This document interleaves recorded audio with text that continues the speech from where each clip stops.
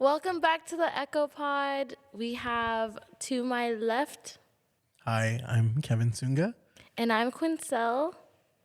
Hey everyone, my name is Freddie Ray. I'm a critical care pharmacist, and you've heard me through Traumacist RX and the other podcasts that we do. Anyways, like and subscribe.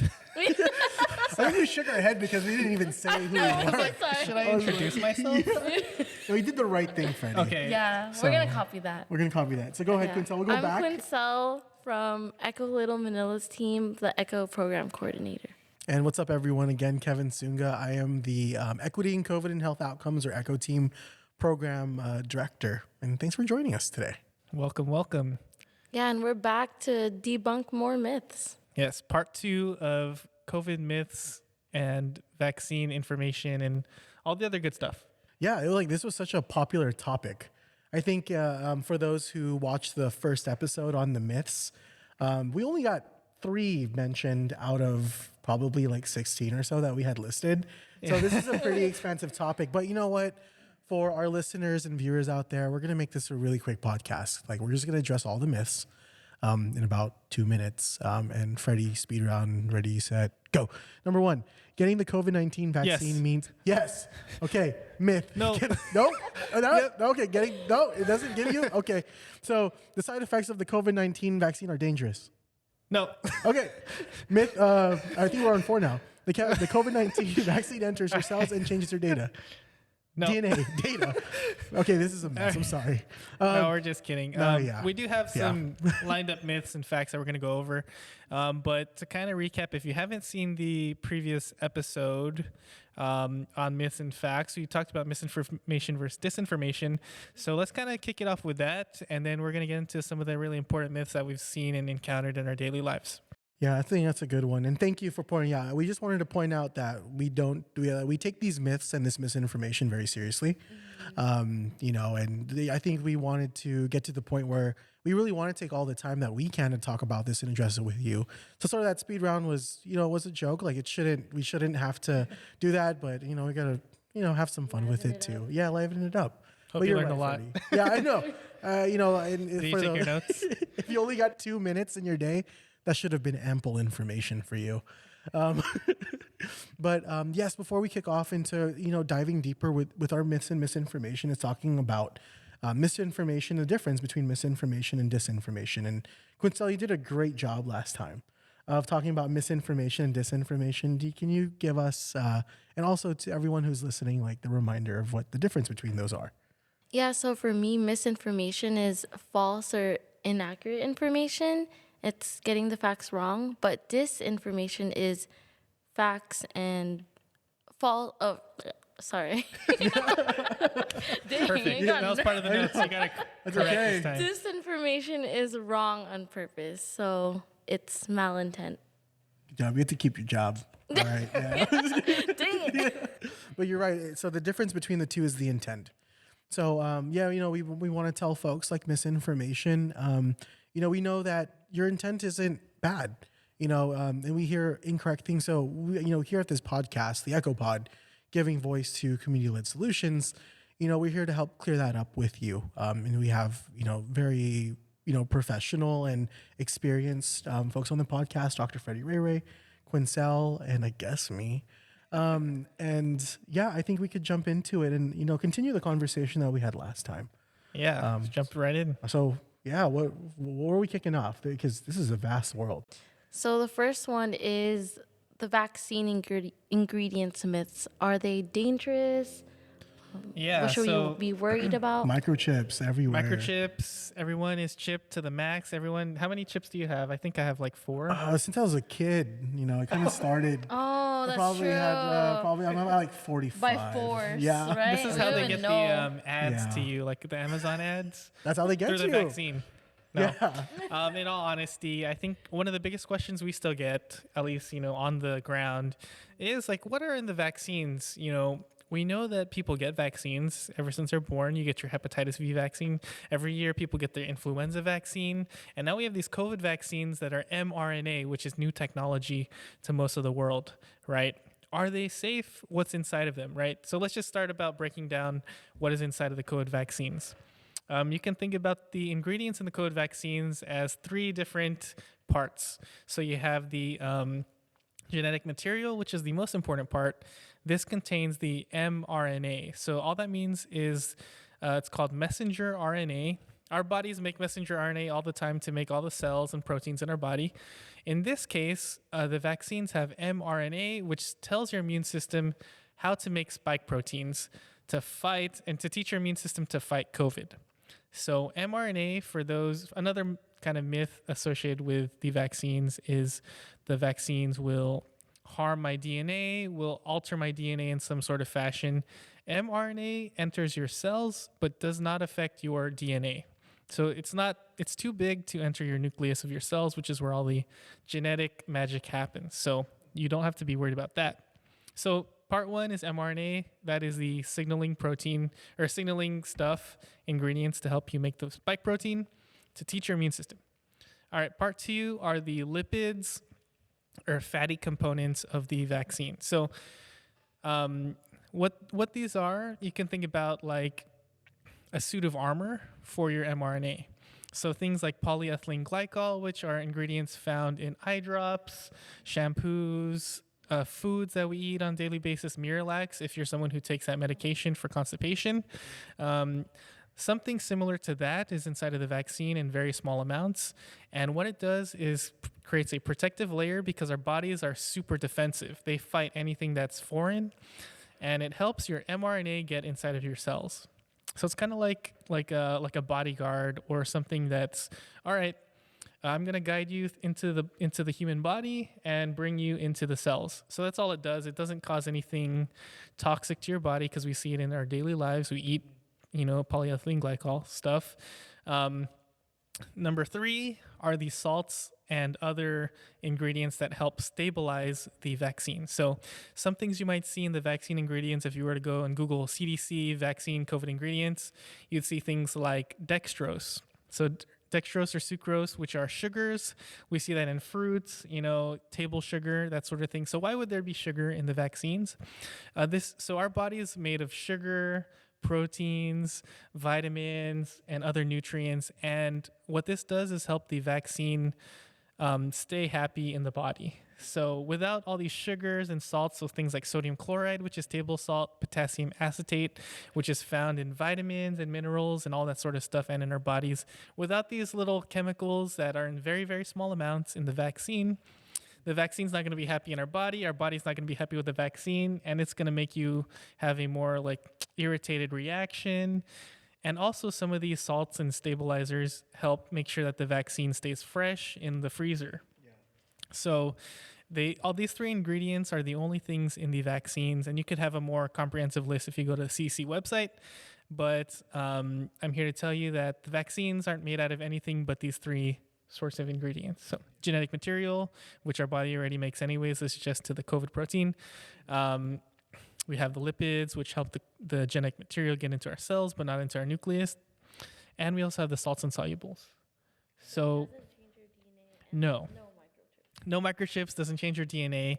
And then maybe one other thing to add, which a lot of politicians or other misinformed people talk about, is the spike protein. Oh my gosh, that builds up in your body and it's going to be toxic to your body. Because we know that with COVID, the thing that makes COVID an infection is the spike proteins on the COVID virus just attached to your cells. And the COVID virus enters your cells that way through the spike protein. In this case, we're just giving your body the instructions to the spike protein. So that way, whenever your body immune system sees a spike protein, oh, that target looks familiar, I'm going to shoot it down, or I'm going to eat that COVID molecule because it looks like a spike protein. So that's all. I think that we've taken it to a level that is unnecessary with the microchips and, these ingredients cause toxins to our body. We're giving our body COVID spike proteins, which build up and cause infertility, which we'll talk about later, and all these sorts of things. When it's really as simple as 3 ingredients. It's like, on TikTok or YouTube or Instagram, we're like, hey, how to make a 3-ingredient cookie. Yeah. It's the same idea. That's what I was thinking. You mentioned fat, sugar. I'm like, it sounds kind of enticing. Yeah, I was Sounds like, now I'm delicious. hungry. Yeah, I want to bake a cookie. Yeah, I know. Yeah. But honestly, that's what it is. If you keep it simple that way, You understand that the vaccines aren't here to cause any harm. And what some people get the misconception is based on the side effects the vaccines are harming you, which we'll talk about in a little bit too. But as far as the vaccine ingredients, that's basically the main thing for at least the mRNA vaccine. So Pfizer, Moderna. For J&J, that's slightly a little bit different. There's no polyethylene glycol on that one, I believe. So some people who are allergic to polyethylene glycol might opt for that one, although that's not the most effective vaccine we have. And then for the Novavax vaccine, those ingredients are very similar as well, except for instead of giving mRNA, the spike protein is made in a lab by a moth virus, and that is put into the vaccine so your immune system doesn't have to make it. So either way, you're getting a spike protein of COVID in your body, but it's safe. It teaches your immune system what to do, and yeah, pretty much it. Yeah. I actually have a question that's kind of off script here. So yeah, we're going off script, guys. Oh shoot! Planning meeting. Brainstorming. And this is the brainstorming session now. Okay. So, I've heard some like myths of people withholding, getting like vaccinated at that time at an event, opting for like Moderna, and I just wanted to know like what is the efficacy rate between like the major ones I would say like Moderna, Pfizer, J&J when it comes to bivalent primary series. Any information on that? Because we've heard some community members not wanting to get vaccinated because, you're offering J&J here, you're offering Pfizer here. It's like, oh, I've heard Moderna was better. So I'm actually going to hold off and I'll get it when that's available. That's a great question. Yeah. And what I'll say is that with the original studies looking at the Wuhan strain of COVID, across the board, so we had Pfizer and Moderna at the time. Both of them had like 90% or more efficacy. And they're both kind of the same technology. One of the big differences between Pfizer and Moderna is the dose. So the dose of the Moderna is, I want to say it was double. I don't remember the exact micrograms off the top of my head, unfortunately.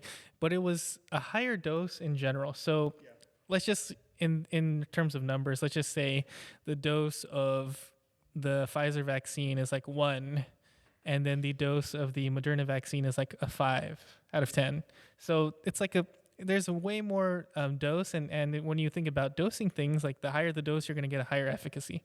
So that's one of the things. And I think another thing with the Pfizer and Moderna, with the original monovalent, is the length of time between each of the vaccines. So with Pfizer, I believe it was 21 days, and with Moderna, it was like 28 days.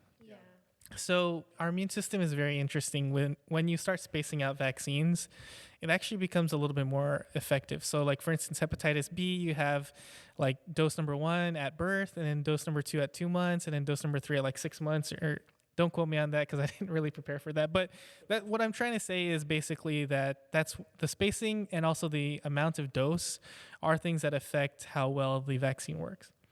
And there could be other factors too, like age and stuff in the studies. But in general, for the general population, when we're talking about vaccines, they're all pretty much equal. Yeah. Like as long as you're getting one to protect you and not prolong your infection, then you're doing the right thing. Yeah, that's why like 2 or 3 years later, like CDC and FDA have authorized like you can mix and match. Like it's safe to do Pfizer and Moderna. It's the same technology. It's just maybe like a higher dose of the Moderna for certain things, but you're going to get the same efficacy. So, or very similar efficacy in most general populations. The one thing I'll say is with Novavax, that's for newer people who haven't had any vaccines. That efficacy of that, I think it was against the Delta or Omicron strain, was pretty good.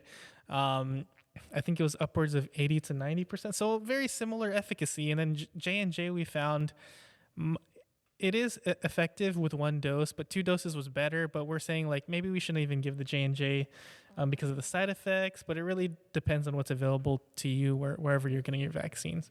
But as of what I know, all 4 of those vaccines, if they're available to you, you shouldn't really delay therapy. And if you're not contraindicated to get those vaccines, then go for it if you want to get vaccinated. Yeah. No, thanks for clearing that up because that's something that I see common in our past vaccine events. Yeah. And then also another one that came up was for folks who like get the flu vaccine that are allergic to eggs. Like, is there eggs in the COVID vaccine or like? That's a good question. Yeah, that's what I've heard recently. To my knowledge, the three ingredients I mentioned earlier are the only things to think about. If you have an egg allergy or any sort of allergy, you shouldn't be affected unless it's the polyethylene glycol.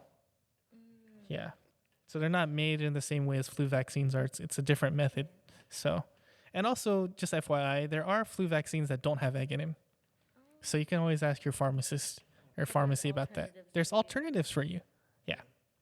So what's the if it's not egg, then do you know what it is? Like the other, what makes up those vaccines? Ooh, I'd have to like think back into my memory. I don't really remember off the top of my head, but I do know that it's the process. So what makes the vaccines like with egg like important to know is kind of like how they're made. And that's kind of like I'll leave it without getting too Okay. technical. Yeah. It's just how they're made. Sometimes Okay. in the lab it's just made with egg or without egg. I'm just gonna leave it as that, like egg components. It's Yeah. just starting to sound like just food. I know, I'm not gonna cookies lie. and Not, Cookies egg. and eggs Yeah, and baking. not to downplay, like vaccines, but sounds pretty delicious. A lot of proteins. Yeah, take your vaccines. Yeah. So the yeah. next one is, does COVID cause infertility or fertility problems? Yeah, no, this is a great question. Like, so if I may bounce it back to you, like, what have you guys seen? Like, what questions have you seen with infertility or like people's questions? Yeah, so on the grounds, like during our community health events these past few months, I've come across some folks who are trying to get pregnant and also who are currently like in their first or second trimester. And they've explained their hesitancy because of getting like the primary series. They experience some mild symptoms. So they tell me that it's gonna harm my kid because they'll be experiencing the same symptoms, or like basically the hesitancy is from their past experience or from experiences that their other people have experienced around them. Yeah, no, that's a great. So that's like a multi-level sort of situation. So let's kind of break it down. When you get the vaccines, any vaccine, there are, because it affects your immune system, and your immune system, when it sees something new in the body, will react with like fevers, fatigue, muscle soreness, that sort of thing. It's common for the COVID vaccine to react in the same way because it's a vaccine where something foreign is entering your body and your immune system is learning how to fight it. So with COVID vaccine, we know some of the most common symptoms. You have muscle soreness, fever, fatigue. You might not want to feel lethargy, not want to do something. You might have muscle soreness in all different parts of your body, even though you haven't worked out, and that sort of thing, right? So I can see the understanding where people who have gotten a vaccine and they're like, man, these symptoms suck, because they do suck, unfortunately. But it's a sign that your immune system's responding correctly. It's a sign that you aren't having an active infection. If it's just a fever and some muscle soreness, it will usually go away in a short period of time, so within 24 to 48 hours after vaccine for most people. And so I can see, understandably, how people who are trying to get pregnant or who are pregnant being hesitant because they don't want to feel those symptoms in hopes, or like thinking that it will worsen their pregnancy. But in all honesty, and we were having a discussion offline about, in the original study for the COVID vaccine, there were like 23 people, patients who were pregnant and had a successful pregnancy and, still had the symptoms from the original vaccines and they were fine. I would say that it's recommended by American Colleges of Obstetrics and Gynecology, ACOG. They recommend that patients who are pregnant get the vaccine because you're more likely to have worse outcomes or a premature baby if you get COVID while you're pregnant. Bam. So that's the thing is when someone's pregnant and when someone's pregnant, they're considered a high-risk patient. So we talk about people who are high risk. They should definitely get vaccinated. So if the young people want to wait or get just, the monovalent and a booster or something like that, sure. But if you're high risk and elderly, we emphasize that this lowers your risk of hospitalization and death because like you are a high risk, immunocompromised patient. Same thing with pregnant patients. When you're pregnant, you fall into that category. Even if you're 30, 35, however old you are, you're still at a higher risk of getting a severe infection. So it's more beneficial if you're pregnant to get a COVID vaccine so you don't get a severe COVID infection. Another benefit, if I may add, is that when you have the COVID vaccine, like while you're pregnant, you create antibodies against COVID. We know that, or for the most part, that's a general idea, right? Those antibodies actually protect the baby when they're born, because when the mother's breastfeeding, there's how should I say, antibodies that come out through the breastfeeding, and those antibodies get transferred physically to the baby. So now they have COVID antibodies in their mouth, in their throat. And so, like, if you know how COVID is transmitted through the mouth, nose, throat, you just have that physical protection there now for that baby who's still learning how to live and get their immune Just learned system. something new. Okay. Yeah. I know So that. Okay. I Yeah. think that that's something we should tell more people who are pregnant and hesitant about the vaccine. Obviously, always consult your primary care provider and gynecologist and all that stuff.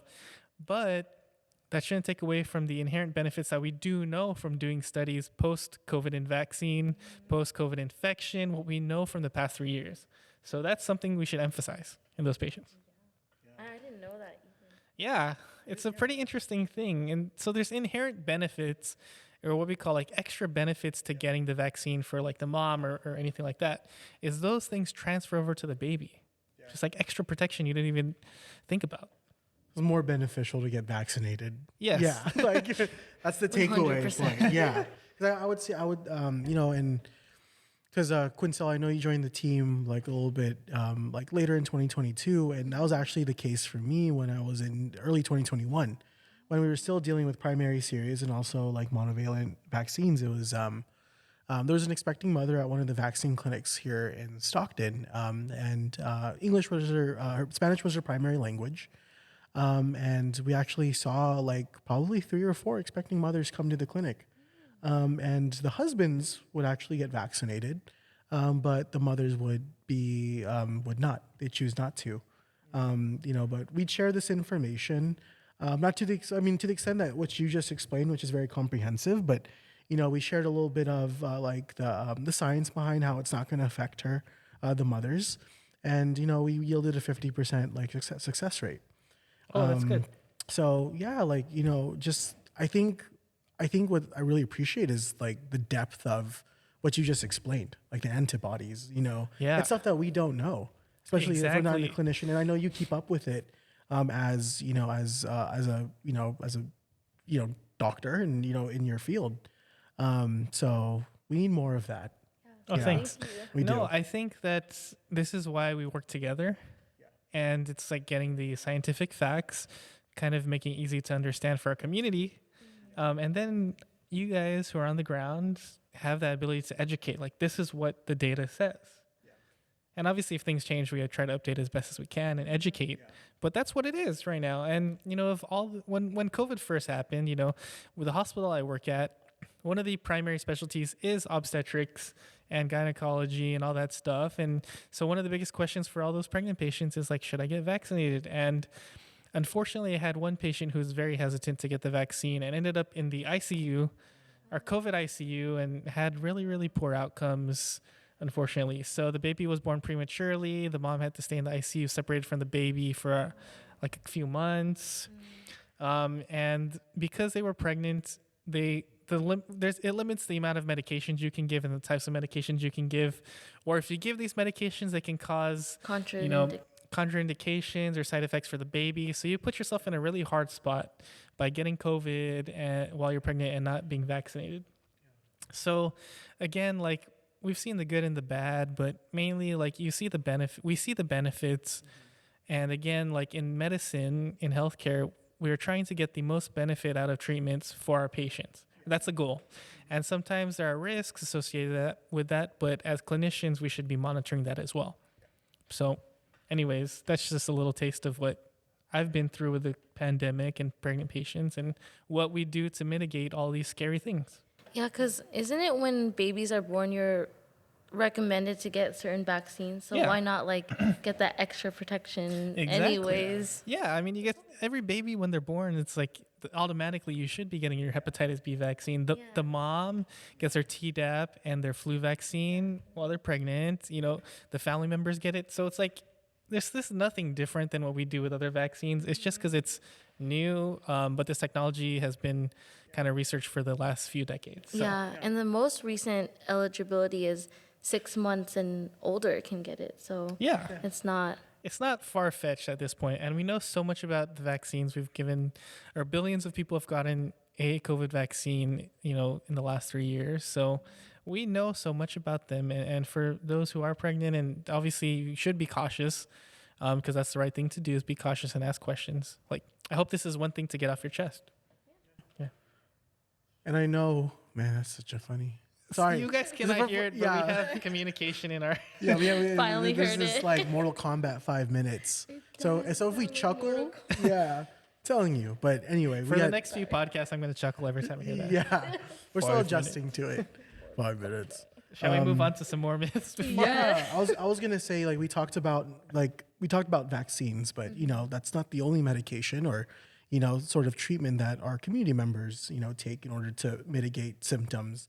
We talk about homeopathic and also like natural medicines, like vitamins, and a big thing that I hear in my household is taking like a seemingly absurd amount of vitamin C, vitamin D, and like anything that you can think of, anything with vitamin calcium, alphabets. magnesium, And magnesium, zinc, zinc. You got to be careful. Like, vitamins are awesome in small amount. Like with anything else, like with poison, and all medications are poison to a certain extent. Like, you got to give the right dose. Everything in moderation, the right doses.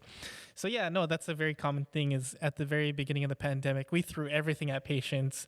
Like, we threw like vitamin D, a bajillion units, vitamin C, 1,000 milligrams. We threw like all thiamine, all these other things that we do like see on a daily basis. Oh, take your vitamins because it will help you XYZ, which is true. Vitamins are like one part of the body's like metabolism and helping with like growth and progressing and immune system. So specifically let's talk about vitamin C and vitamin D. Vitamin C is great for helping with your immune system and overall like mental health and all the other benefits that come with vitamin D or vitamin C.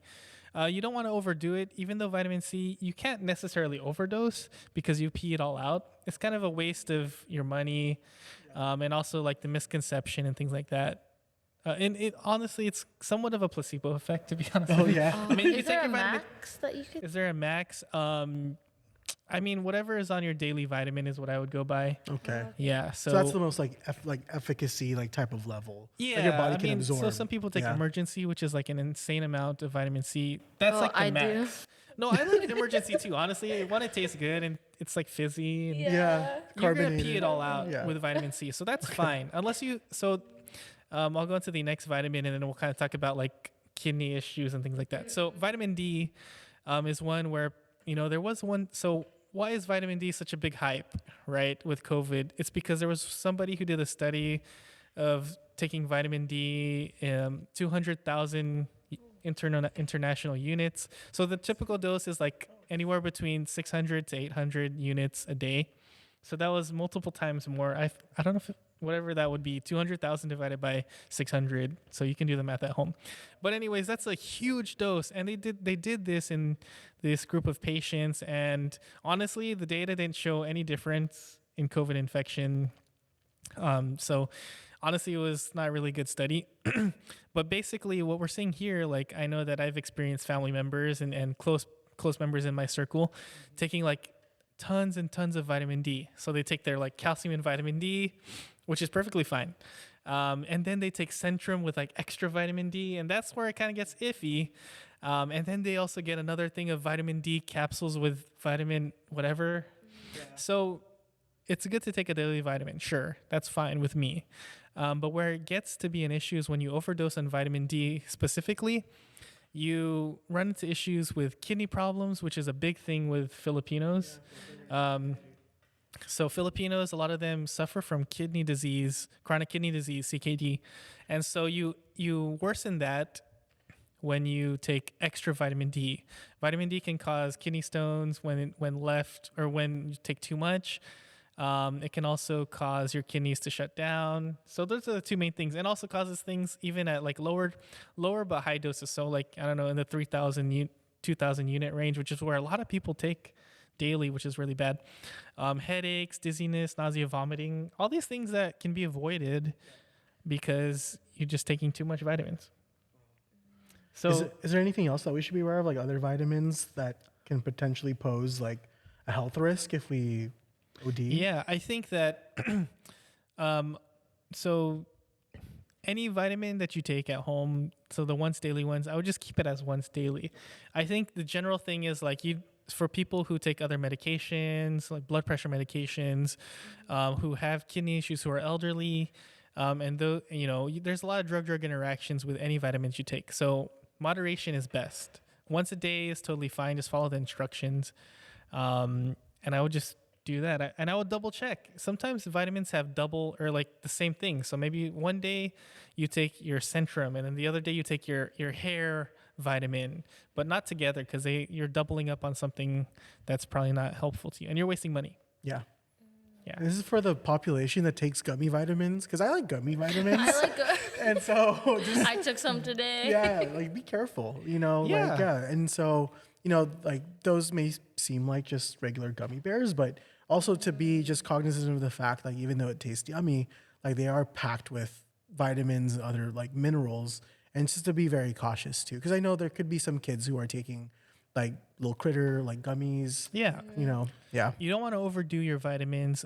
In all honesty, if you have like a normal regular diet, take your vitamins minimally. You don't need it every day. It's, every other day or something like that. I think that's totally fine, and you save money. Yeah, and you I get take it half from the your dose Whole of my. Foods. I take a Mega Man Sport vitamin, which has a billion different things in it. I take a half a dose of that because like I don't really need it. It's just I take it because I feel like just it will load up my vitamin silo, like my vitamin storage for every other Vitamin day. silo, I like that. That's kind of like how I think about it, but yeah.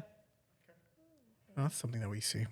Okay, can we hit one more? I know we're like running out of Yeah, time. we didn't but- get to hit the blood pressure. Oh, we're gonna do the That's blood it. pressure one. I was gonna do the. Okay, yeah. So we'll hit Like the it. blood pressure one and then the other one, and then Yeah. we can kind of wrap up. Yeah.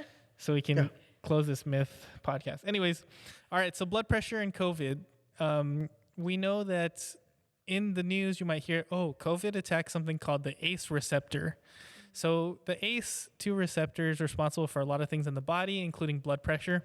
For Filipinos, one of the big chronic diseases that we all suffer from, or most people can suffer from, is hypertension.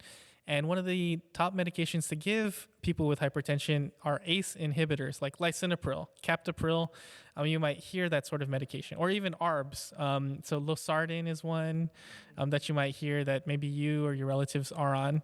Okay, so those things attack the ACE2 receptors, or that sort of system, which is the same receptor that COVID attacks. So studies have kind of looked at like, well, should I be taking ACE inhibitors? So let me back up. When someone takes an ACE inhibitor, it blocks these ACE2 receptors, and your body, whenever anything is blocked, will make more of it. So more ACE receptors are put on the body, and started thinking like, does this increase my risk of COVID because I'm taking this blood pressure medication? Or does it even decrease my risk of COVID because we're blocking the ACE receptors? So COVID can't theoretically get into the cells if I'm blocking them. So there's no difference either way. I would say the worst outcome, the worst thing to do would be to not take your medications. So far with all the research, we know that blood pressure medications do not worsen or reduce COVID infection. So it's like a neutral thing. What I will say is if your blood pressure is uncontrolled, that puts you at risk of COVID infection.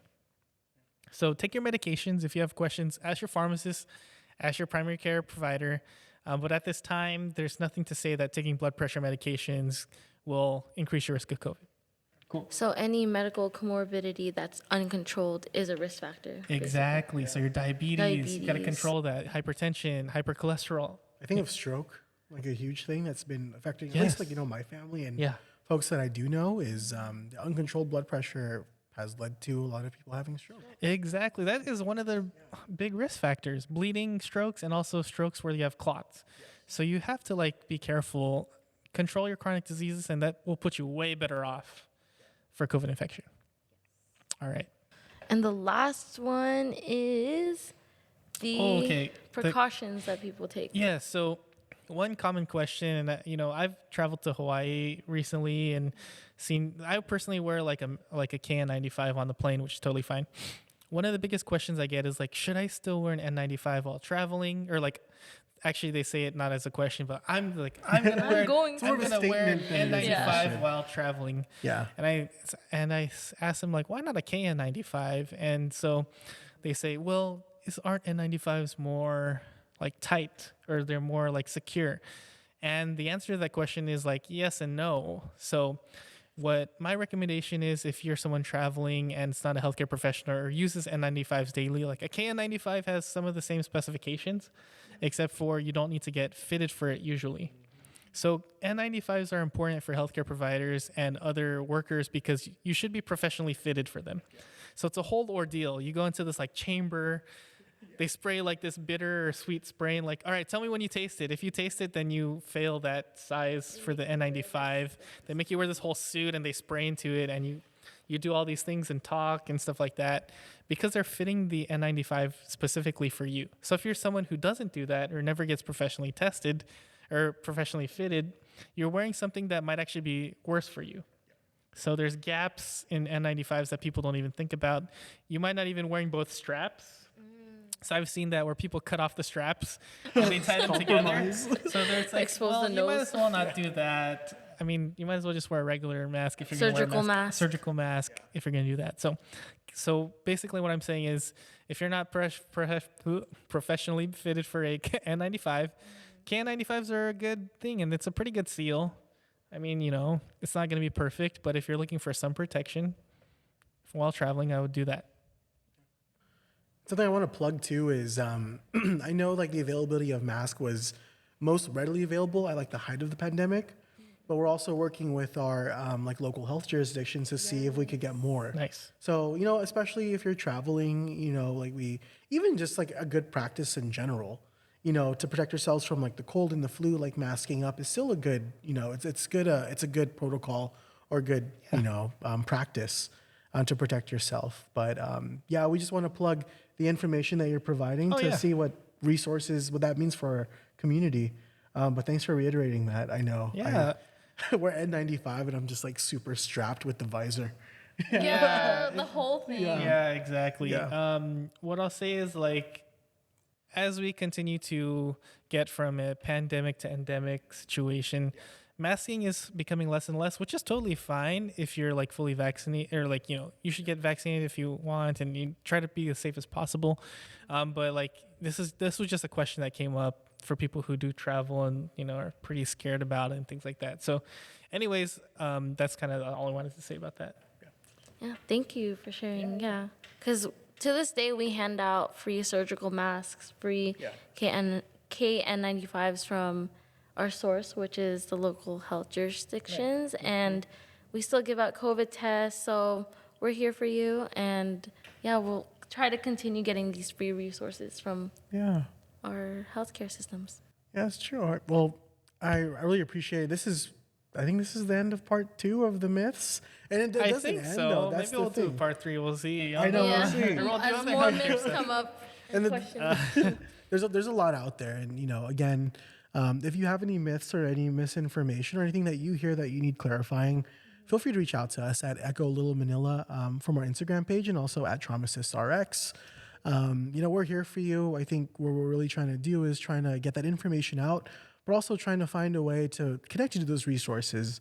And so we have a lot of shows lined up for the rest of the season, which we're really excited to talk about. And I know a lot of you heard about like myths and also COVID, but we're also talking about a myriad of things like respiratory disease, like allergies. So that's something that we're really excited to present. But overall, I mean, I'll sign off on my end. If you have anything else. No, thank you again for the opportunity. Look forward to the rest of this podcast season that's happening. And like and subscribe TraumaCystRx. And Echo Little Manila. Yeah. Well, thank you very much. We'll see you another time or hear Thank from you. you. Bye.